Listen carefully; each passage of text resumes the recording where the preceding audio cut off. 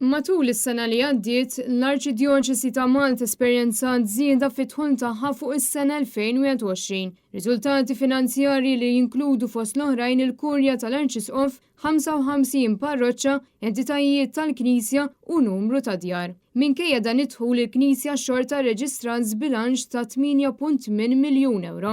Waqt konferenzi tal-aħbarijiet ġie spjegat li dan it-telf ġie esperjenzat fl-investimenti tal-Knisja kawża tal-isfidi kbar preżenti fis-swieq finanzjarji. Is-sena l-oħra l-Arċidjoċesi ta' Malta kellha nfiq ta' 56 miljun euro. Bl-ispejjeż jiżdiedu l-aktar fejn jidħol xogħol ta' manutenzjoni u anke minħabba donazzjonijiet li nataw lil dawk li kienu fi bżonn ta' għajnuna. Kien hemm ukoll spejjeż relatati maż-żjara tal-Papa Franġisku.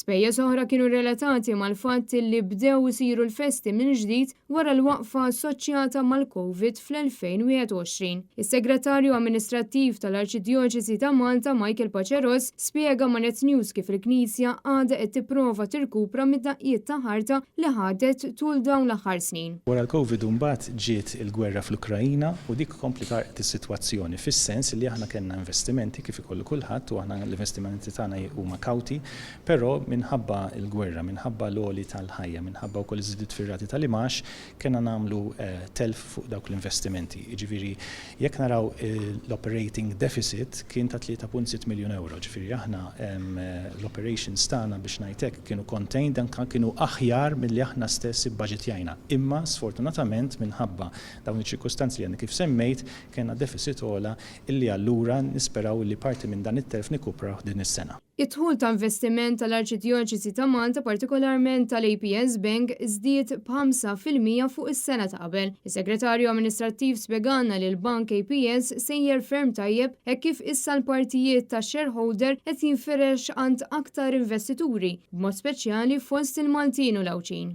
Il-Bank APS qiegħed jikber u qiegħed jissaħħaħ u aħna dan naraw ukoll mid-dividend li aħna nirċievu għaliex aħna shareholders u l-bank għandu jkompli jikber fi żmien li ġej. L-Arċidjoċesi ta' Malta timpjega fuq bażi full-time u part-time il fuq minn 1300 persuna. Fl-aħħar xhur kien hemm tnaqqis ta' ħaddiema f'numru ta' entitajiet iżda l-Arċidjoċesi assigurat li kull ħaddiem li kien jaqa' taħt il-kodba tal-kurja ġew mejjuna biex isibu xogħol ieħor. Intant id-Dar tal-Provvidenza baqgħet tirċievi żieda fid-donazzjonijiet.